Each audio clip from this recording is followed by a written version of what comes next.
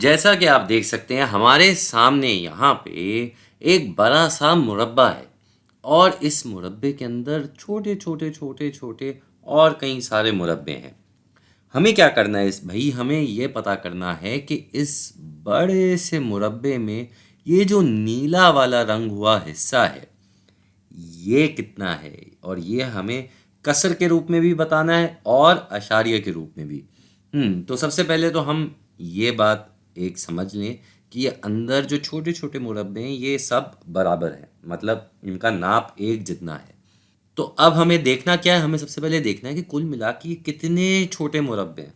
इसका बड़ा आसान तरीका होता है, वो ये कि हम पहले एक सफ़ में गिनेंगे कि कितने मुरब्बे हैं। यहाँ 1 2 3 4 5 6 7 8 9 और 10। ठीक इसी तरह हम कतार में भी देखेंगे कितने हैं। तो ये 1 2 3 4 5 6 7 8 9 और 10। तो भाई सफ में भी 10, कतार में भी 10, तो हमारे पास कुल मिला के कितने मुरब्बे हो गए भाई? 10/10। इसका मतलब कुल मिला के हो गए 100। और इन 100 में से ये नीले कितने हैं भाई? नीले अगर हम देखें तो ये 1 2 3 4 हमारे पास सफ़ हैं और इसके अलावा ये 3 हैं। तो फिर 4/10 यानी कि 40, और 40 में 3 जमा किए जाएं तो 43।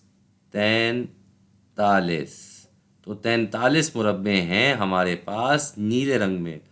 और कुल मिला के कितने थे? कुल मिला के 100 थे। इसका मतलब कसर के हिसाब से क्या हो जाएगा? 43/100। ये हो गया भाई हमारा जवाब कसर के रूप में। ये तो कसर के रूप में आ गया।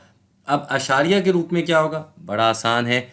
हमें पता है कि अशारिया में जब हम दाईं जानिब जा रहे होते हैं तो पहले आती है 10वीं की कतार जो कि बटा 10 होती है, और फिर आती है 100वां की कतार जो कि बटा 100 होती है।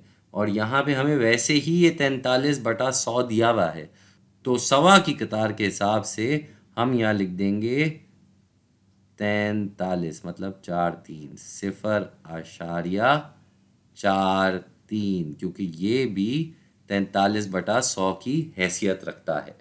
ये हो गया भाई एक सवाल। अब एक और सवाल करके देख लेते हैं। यहाँ हमारे पास एक नंबर लाइन मौजूद है जिसकी हुदूद 0 से लेके 1 तक है, और इनके दरमियान हम ज़रा देखते हैं कितने हिस्से हो चुके हैं। 1 2 3 4 5 6 7 8 9 10। 10 बराबर हिस्से हो चुके हैं इस नंबर लाइन के दरमियान। तो हमें क्या देखना है? हमें ये पता करना है कि ये क्या मिकदार रखता है, ये निशान किधर आता है। तो भाई देख लेते कि 0 से कितने हिस्सों के बाद ये आ रहा है।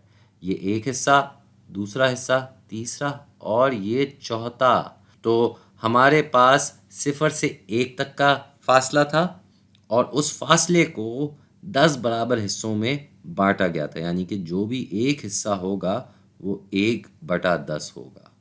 इस हिसाब से ये हो जाएगा 2/10, ये हो जाएगा 3/10 और आखिर में ये आ जाएगा 4/10।